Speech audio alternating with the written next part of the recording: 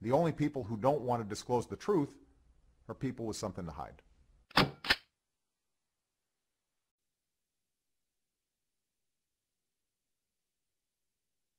Good evening, Congresswoman. Hi, how are you? I want you to know I voted for you twice in 2 different elections.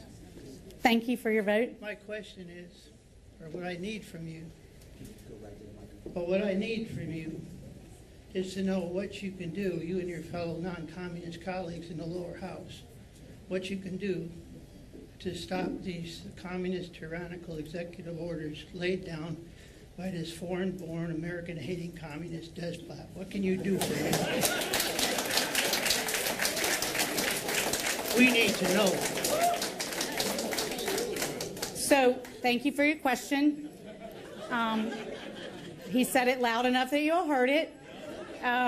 Look, I can't emphasize the oversight part of my job enough.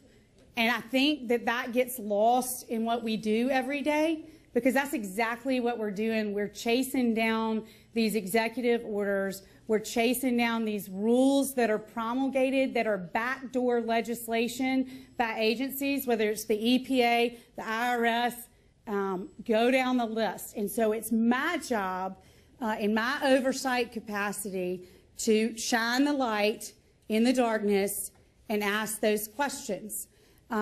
Some of the, I mean, you all know, all the scandals. You've been the victim of one. You get frustrated because we can't find or put a stop to it right away. And I get that, because trust me, I'm frustrated too. What we can do is through this oversight process, we build up the information that we have. We are peeling back the onion. We're making sure that we're not leaving any stone unturned. Maybe there's a silver bullet. Maybe there's not. I don't know. But we're not going to stop till we get to the bottom. And if I can use this opportunity, since nobody's asked about Benghazi, and use that as an example. Is that okay? Yeah. To your question? Okay. Okay. I just want to make sure. Okay. So Benghazi, there's a lot of different aspects. There's the State Department, the decisions that were made there.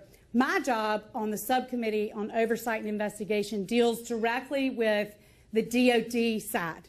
So we're asking the questions to the people on the ground, to the people that made decisions leading up to 9/11, and then all the way up to what would teeter on executive privilege between the chiefs of staff and the president. We started from an operational standpoint talking to the people that were on the ground that night to lay out a timeline so we knew exactly where we had the assets, why we didn't have assets, why decisions were made on the ground to do certain things based on the violence in Benghazi, what appeared to be happening in Tripoli at the same time, and what also was going on in other dangerous parts of the world that night. The next hearing that we had was with General Ham and Lieutenant Colonel Gibson about the stand-down order. Because that was one of the assets that was there, that we knew was available. Why were these 4 men told to stay in Tripoli and not go to Benghazi? And I know all of you that are in the military, you run towards bullets, not away from them. And Lieutenant Colonel Gibson came and testified to that fact, and he said, I was mad. I wanted to go. But what we learned from General Ham and others that testified during that hearing is that at that time, with everything going on, it appeared as though the trouble in Benghazi was about to happen in Tripoli.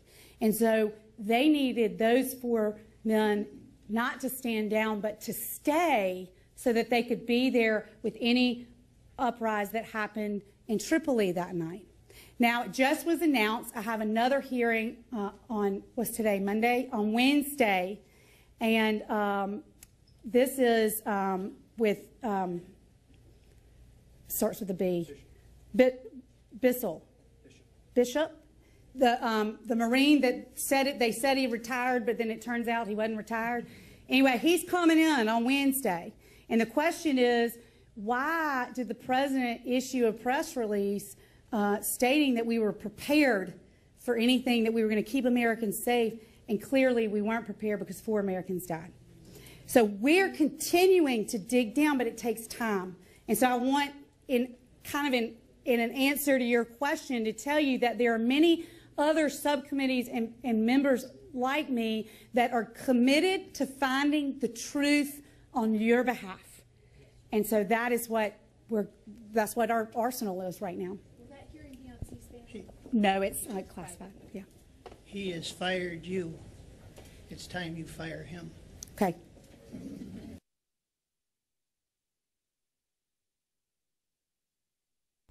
The only people who don't want to disclose the truth are people with something to hide.